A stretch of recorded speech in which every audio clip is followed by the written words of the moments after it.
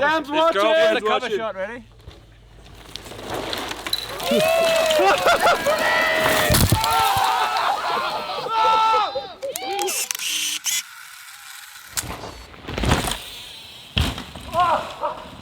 Good morning and welcome to day 2 of Cathro Vision here in Andorra. It is practice day, riders are just about ahead on track, and for once I'm actually on time.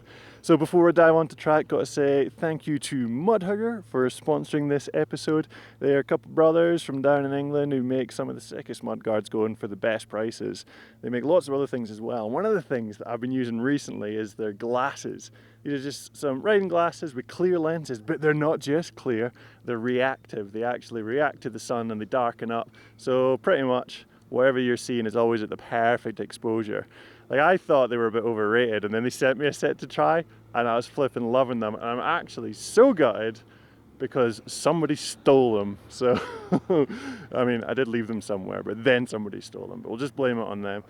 So yeah, gutted about that. So I'm making this an extra good advert in the hope that they might send me another set. But yeah, massive thanks to them. They're doing a 10% discount code, which is CATH10. They've changed the code from last time. It's only valid for a week, and now it is valid on the European store as well. So anyone looking for any Mudhugger products, CATH10, use that code. Get yourself some discounted products. Thank you very much to them. So that is enough sponsoring stuff. We need to get on track. It's B practice. I'm going to work my way down the top section, see how things are looking. I'm quite excited. Let's go. Let's do it.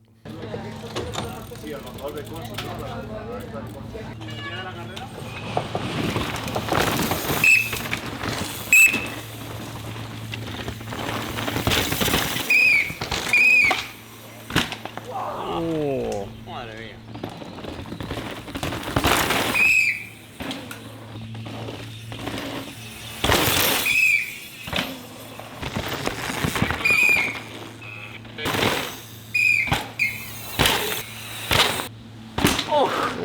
So that is the jump that I picked out in track walk yesterday. Has been a bit trickier than you think. Like, most of the riders are good enough to do it.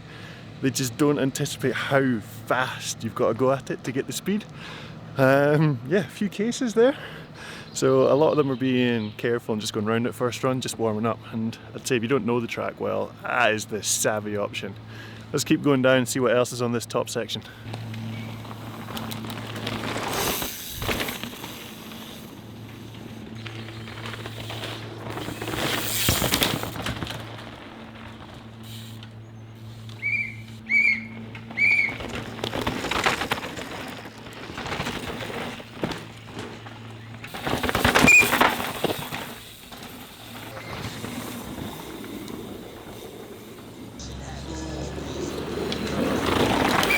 I'm thinking of doing it.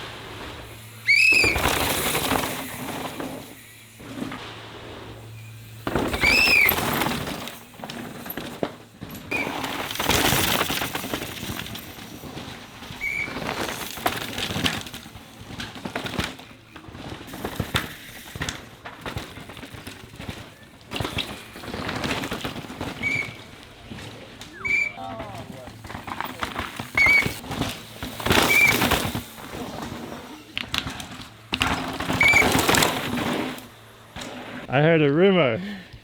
Okay. You two-wheel cased the first drop, the first run or something. What? No, that wasn't me. Yeah, I saw that too, don't you?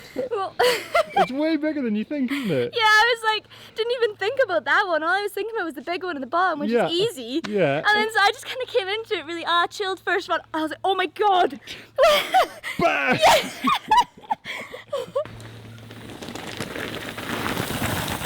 So down this section, it doesn't really look like line choice matters that much.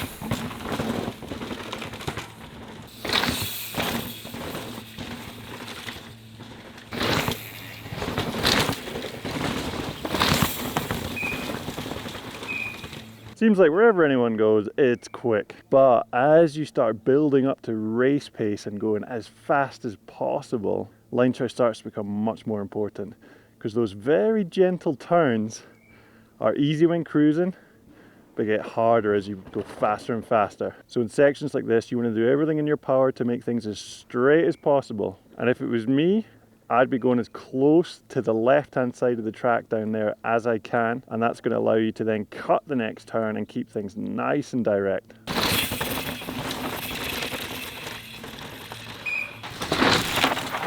Oh no! No! Did you hit something or? No, I just sent it back in the air and bang! Bang!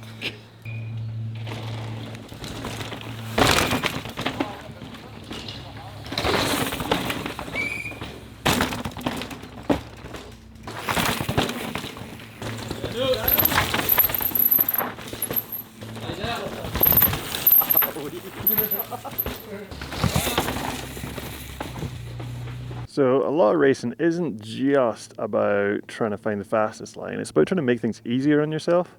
And just here, if you go there, there's a decent compression. But if you go just above it, the compression isn't as harsh. So you use less energy, but it's still smooth and fast.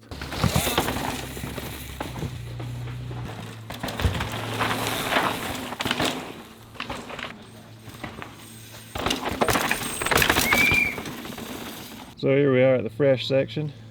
The track slaloms around there and then swings up into that new bus stop. So me being a bit of a funny individual, I'd be trying to go straight across here, but it's really off camera and loose. But what happens is once a few riders do it, it'll develop a rut. So we need some pioneers just to straighten this bit out. Straight across.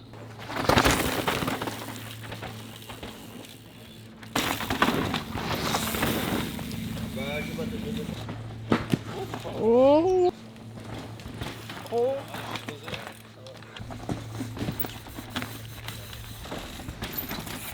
Oh.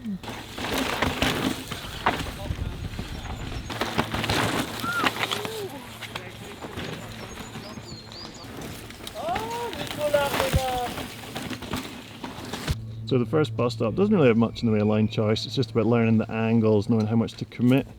And the next one, riders were talking about in practice, potentially digging in and holding high early, but the low line's looking super supportive and flowy right now, so most riders are just doing that.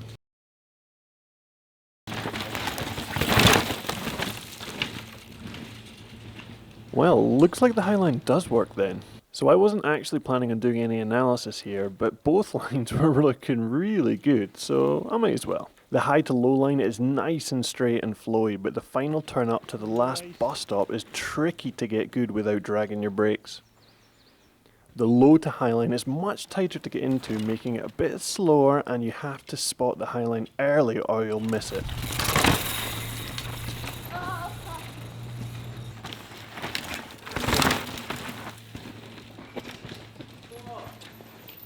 Once you get on it and straighten up, it's easier to get off the brakes and keep the speed compared to the low. A straight section like this doesn't work that well for ghosting, so let's do a side by side. Oh, have you seen this thing Jacob's riding? Certainly doesn't look like a giant glory. Those wheels are a bit big, and that front end must have a hefty amount of compliance built in. Okay, back on track. Which line is fastest? We've got Brooke on the low to high and Mark Wallace running the high to low. As they enter the bus stop, Brooke backs off for the tight turn and Mark immediately pulls away by a few bike lengths. Brooke hooks up onto the high line and catches up with Mark and takes the win from him by 0.08. I did not expect that. Let's try two more. Bernard Kerr on the high to low and Max Harstenstern on the low to high. That's hard to say. Again, it's a carbon copy of the last run with Max slowing down to turn into the low and Bernard accelerating ahead on the straighter high line. You'd expect Max to then catch him like last run, but Bernard must keep off the brakes and continues to pull time for a 0.54 win. What's better then? Let's put the two fastest head to head, Brooke and Bernard. Again, we see the straight line looking good, but it's closer than last run with Brooke nailing it into the off camber. But again, Bernard just holds that extra speed up that tricky scoop for another convincing win. What are you having? What are you scoping out? What are you looking at? Oh, just trying to like actually look at the track, because every time I come down, just like a blanket of dust over the track. So Yeah. I guess the only way to see what we're riding on is by stopping and having a look in between the riders. But Yeah, this is like what, one of like 3 new bits. So how's it riding in so far? yeah, it seems good. I actually really like it. Like this was pretty gnarly before, it's like straight down, so made it a bit slow with a couple of bus stops. So I'm all in for that. Just got to work it out. Like most of the track you know off by heart, so like Yeah.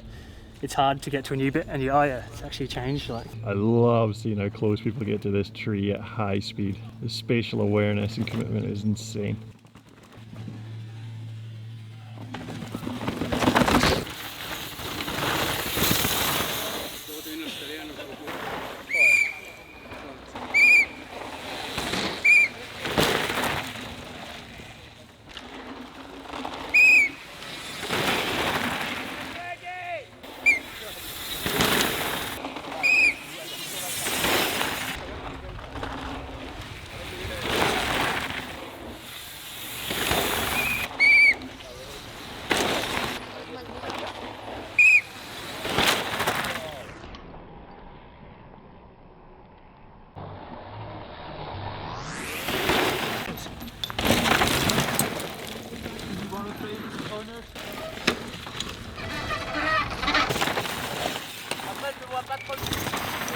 Parents of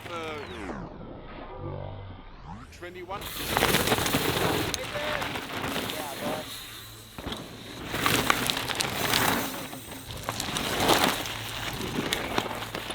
What's he doing? Sam's watching! Sam's The cover watching. shot, ready?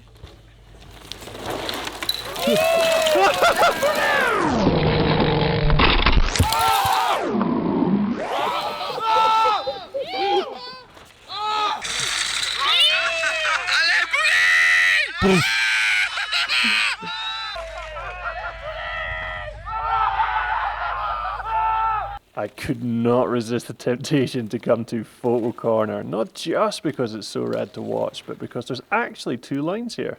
There's the obvious and classic wide line, which is usually consistent, but towards the end of practice started to get loose.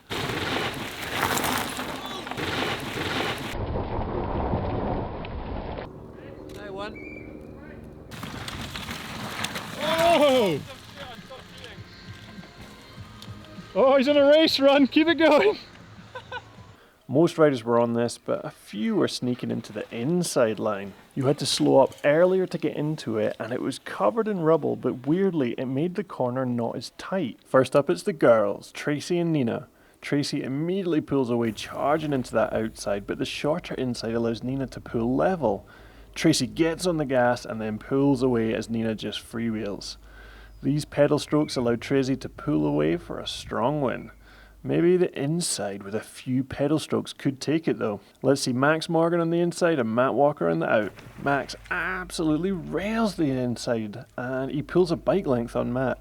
He holds it all the way to the finish with Matt almost catching him at the end. Now we've got last section's champ Bernard Kerr against Greg the Goat. Greg sneaks into the inside and again we see that line pulling a consistent bike length on the outside. But going into the next trees, Bernard does not back off and almost catches Greg. Tight win for the Goat. How about a no pedaling run? Bruni on the outside, Brosnan on the inside.